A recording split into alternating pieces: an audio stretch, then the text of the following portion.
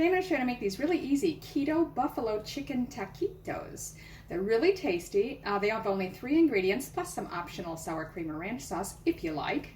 They can be made in under 10 minutes and have virtually no carbs. Okay, so what you're going to need, it suggests 6 slices of mozzarella, but you can use any cheese you like. I think they just think the milder flavor won't interfere with the other flavors, but I'm just going to go ahead and use this extra tasty.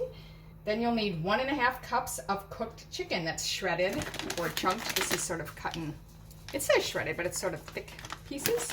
2 tablespoons of buffalo sauce for dipping. I'm just going to use Frank's Red Hot sauce.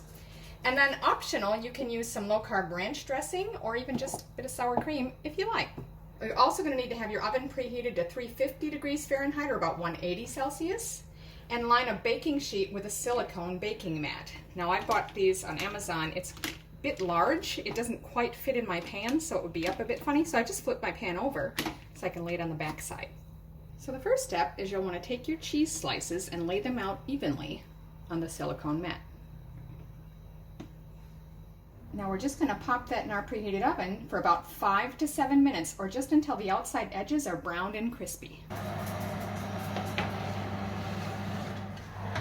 That's been 6.5 minutes for me. I'm just going to carefully pull that out. Okay, so as you can see there, it's browned and golden around the edges and a little bit crispy. I will warn you just carefully, some of the slices, because depending on the cheese you use, I suppose, did sort of ooze a little moisture out, so just be careful you don't spill that on yourself.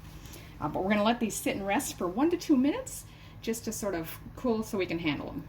Okay, so now they should still be soft enough to roll, but have solidified a little bit so it's not just gooey.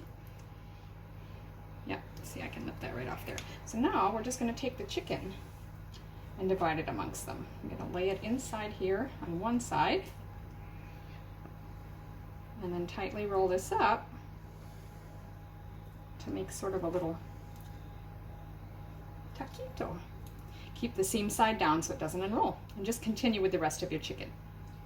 Now the recipe didn't say to warm the chicken up, but I thought it'd be nicer with it. So I have, while I was waiting for my cheese to solidify, I just heated mine up in the microwave a little bit. So there they are, really easy Keto Buffalo Chicken Taquitos.